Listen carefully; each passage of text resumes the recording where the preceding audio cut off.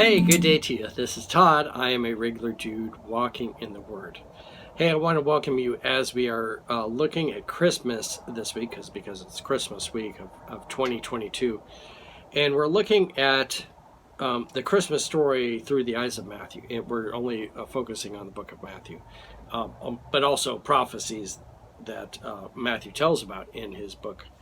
But the Christmas story is also told in the book of Luke and also in the book of Mark. And we've looked at those books in the past couple years. And so I thought this week we'd focus on Matthew. Today we're talking about Herod, and he's a part of this whole Christmas story. And this is a guy that's seeking himself. Tomorrow we're going to be talking about the wise men, and they're seeking God. So they're two different, you have the wise men and you have Herod on two different paths in life. One is, seeking God, and the other one is seeking himself. You're going to see how it plays out in this whole story. So this is taken today from Matthew chapter 2, verses 1 through 12. So if you want to turn in your Bibles like I have here, we shall read that here. It says, after Jesus was born in Bethlehem in Judea, during the time of King Herod, Magi from the east came to Jerusalem and asked, where is this one who has been born King of the Jews? We saw his star in the east when it rose, and have come to worship him. When King Herod heard this, he was disturbed, and all of Jerusalem with him. Okay?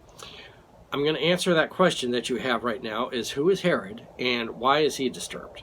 But we'll get to that after I read all this. Verse 4, when he called together all the people's chief priests and the teachers of the law, he asked them where the Messiah was to be born. In Bethlehem in Judea, they replied, for this is what the prophet has written. But you, Bethlehem, in the land of Judah, are by no means least among the rulers of Judah.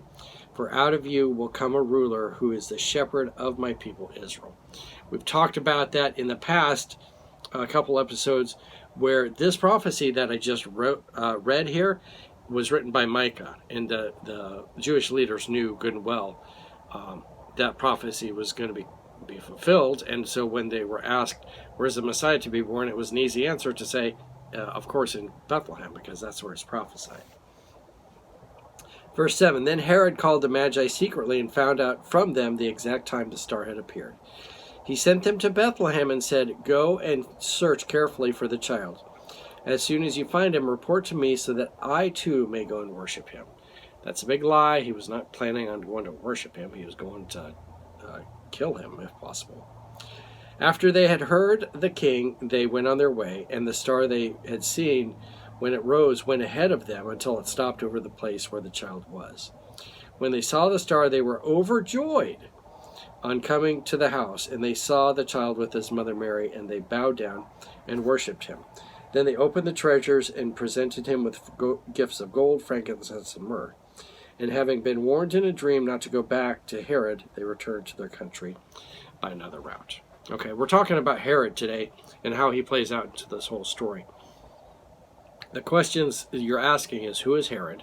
And the next question is, why is he so disturbed? Why does he care if Jesus is being born? Okay, it's a baby. Why does he care? Well, first of all, let me answer that question. Who is Herod? Herod was, he was not Jewish, okay? He was actually Idumean.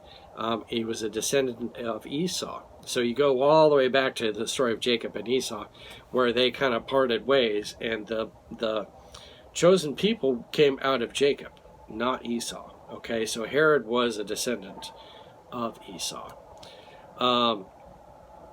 Herod became well known really for his building skills.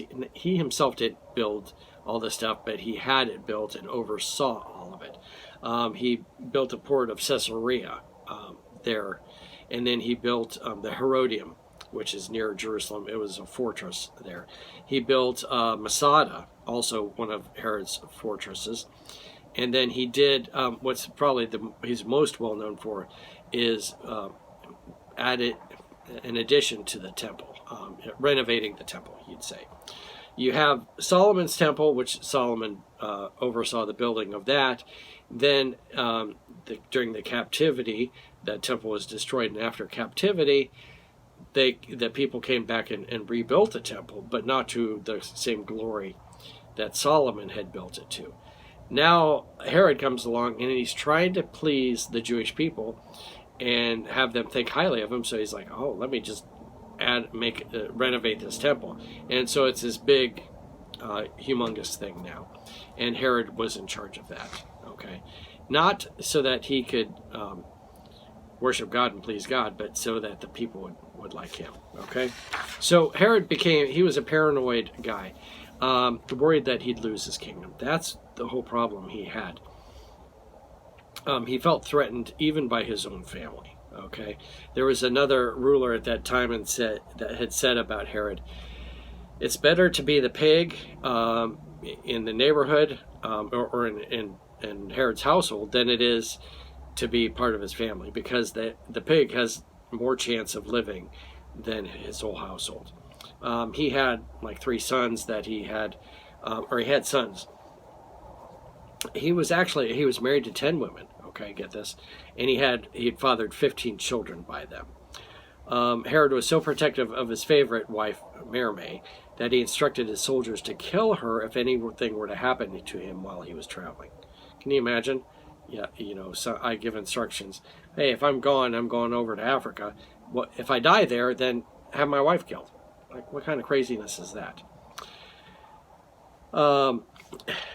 After Herod had both Merimee's parents killed, her arguments about having her parents killed naturally would develop, and the wishes of his sister caused him to have her tried and executed. So his favorite wife that he had out of all 10 of these wives, he ended up actually having her tried and executed. Okay, and Herod had 2 commands upon his death. He was like, you need to kill my son Antipas, and then you also need to, all these Jewish leaders that I imprisoned, you need to have them all executed. His motive behind that was so that there would be weeping happening, not happening in the city, not necessarily for him, but for the Jewish leaders. And so he was like, people are going to be weeping in this city one way or the other when I die. So, why is Herod disturbed about this thing? That's the next question. And the reason he's disturbed is because there's a threat of another king. These wise men came into town, and it would have been an entourage. Okay, it's not just 3 guys coming into town. They would have had their servants and camels and all this stuff that they had with them. They were royalty. So it would have been a whole entourage. They come into town saying, and their words were, we've come here from a far off place, and we've come to worship this king. Okay, when Herod hears that, he's like, a king here? We need to get rid of this king. And these guys know about it from way far away. So that's why he's disturbed. It also says the rest of Jerusalem was disturbed. Why are they disturbed? Why do they care? Well, they're disturbed because this entourage just came into town. They come to worship a king. And they know how crazy Herod is and how jealous he is of other threats of kings. So they're like, oh, great. Here we go again. Herod is going to start murdering his family or whoever. And so that's why they're disturbed, because they know how crazy Herod is about the whole thing. Okay? So that tells about Herod. What I want you to see is this. Herod was self-centered. He was out to please himself. Very different than what the wise men. They were out to worship God. Okay? But Herod never attempted to worship God. He was always about worship to himself, really. Seeking himself, you might say. During Christmas coming up here, I encourage you to look at your motives for why you do things and so forth. Are you doing it to please yourself, or are you doing it to please others or to please God? Okay, the wise men obviously came along, and we're talking about them tomorrow. They came along and they were there to please God. Herod comes along and he has nothing to do with pleasing God and nothing to do with pleasing others, except maybe to have them praise himself. So, but he's there to please himself and to see how high he can be exalted. So very different. And so hopefully you're not, as you look at this Christmas season, you can look and say, you know what? I'm like the wise men. I'm trying to please God. Not like Herod, who's just trying to please himself. A good example of that is like when it comes to Christmas morning. Are you asking, hey, what can I get you? Or are you asking, hey, what did you get me? Ask yourself that. All right. So That's it for today's episode. I want to thank you for watching. I'm just a regular dude walking in the Word, and I look forward to seeing you tomorrow as we continue our journey looking at the Christmas story through the eyes of Matthew. Lord's blessing. I'll see you tomorrow.